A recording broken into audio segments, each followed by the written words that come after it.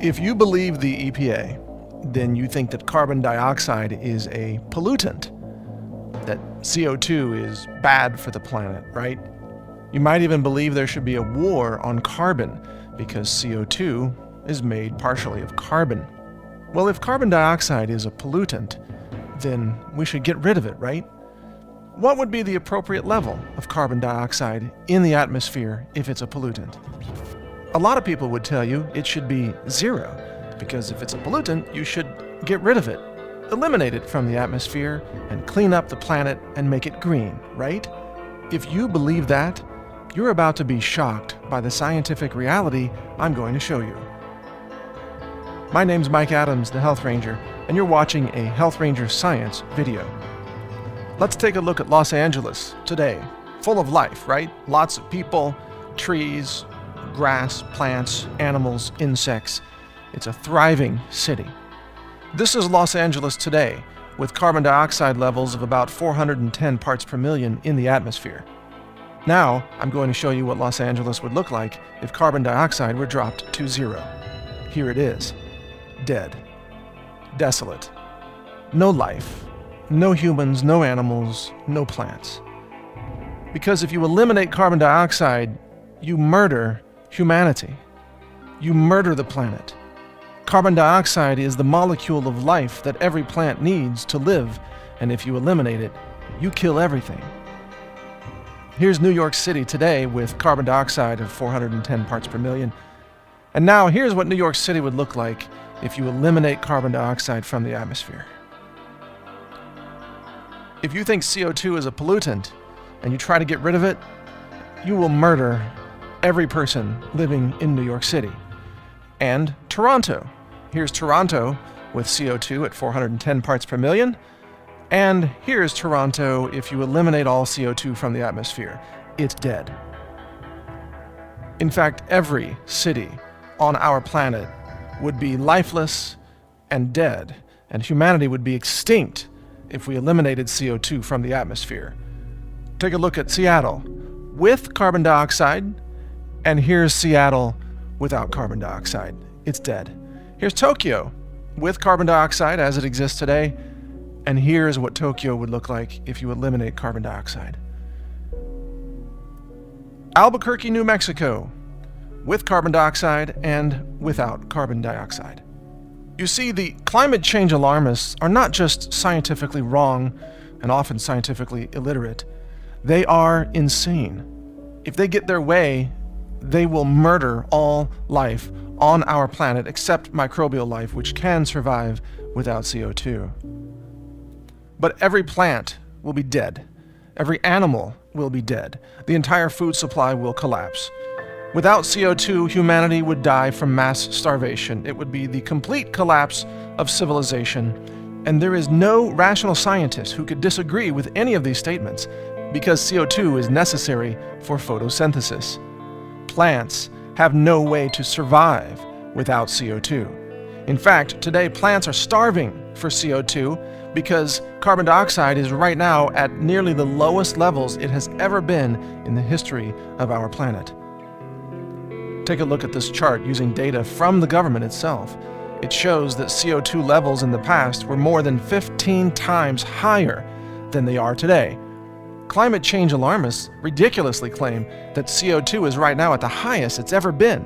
They try to tell you it's rising dangerously and the planet is going to overheat. And yet, if you look at the history of CO2 levels versus average global temperature, you'll find that there is no correlation between high CO2 levels and high average global temperatures.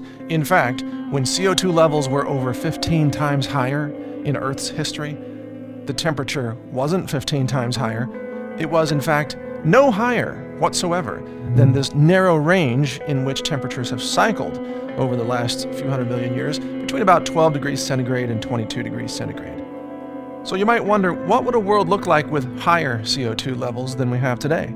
Given the fact that plants are starving for CO2, it barely exists in the environment. It's very low right now at 410 parts per million. If we doubled it to, let's say, 820 parts per million, what would the planet actually look like? Here are some pictures that show you. It would be more lush, more green, Rainforests would flourish. Areas that are currently deserts could grow forests. Food production would be amplified. People could grow food more affordably. Third world countries could be more self-sufficient with a more abundant food supply. CO2 is, far from being a pollutant, CO2 is actually the miracle molecule of life for our planet. Without it, we would all die. And yet, because of the climate change propaganda from people like Al Gore or Leonardo DiCaprio, most people think carbon dioxide is dangerous and deadly and a horrible pollutant that must be eliminated. But if the climate change alarmists get their wish and succeed in eliminating all CO2 from our atmosphere, they will murder all life on our planet. Are they really so scientifically illiterate that they would push us toward a future that cannot sustain life on our planet? Do they want Earth to be a dead desert?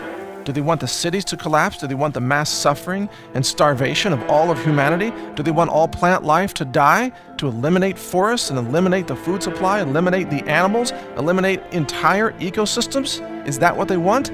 Because that's what they're asking for. That's what they're demanding. And they demand that you go along with it. And they demand that if you don't agree with their horrifically bad science narrative that claims CO2 is a pollutant, then you must be a bad person and you don't support the greening of the planet. People, CO2 is the molecule that creates a green planet. Don't you get it? They've got it all backwards on purpose. They've convinced you that this molecule of life that grows more plants and more trees and more forests is somehow a pollutant.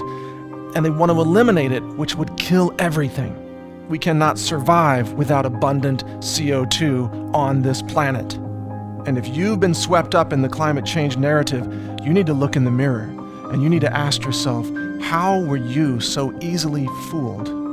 Why were you suckered into that narrative by Al Gore and Leonardo DiCaprio and other celebrities who are scientifically illiterate but famous actors? They don't know anything about science. They would kill us all by accident if we let them get their way and eliminate carbon dioxide from our atmosphere. Finally, every time you exhale, you are exhaling carbon dioxide. Every organic molecule in your body is made of carbon. Your hormones, progesterone, for example, are made of carbon. When you eat fruits and vegetables, the nutrients in those fruits and vegetables are made of carbon. Vitamin C, for example, is made of carbon. Cannabidiol in your hemp extract is made of carbon. In that case, 21 carbons per CBD molecule. If you don't understand that carbon is essential to all life as we know it on our planet, then you too are a danger to life on this planet. You must stop being so easily misinformed. A high carbon dioxide planet is a green planet, and a low carbon dioxide planet is a dead planet.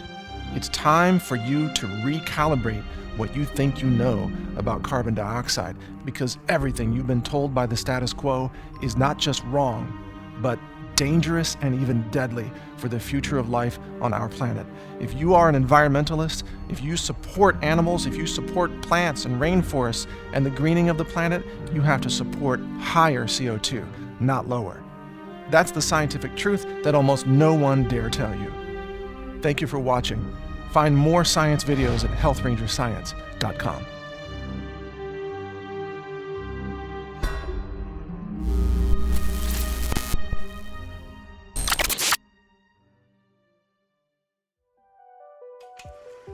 Support our films for humanity.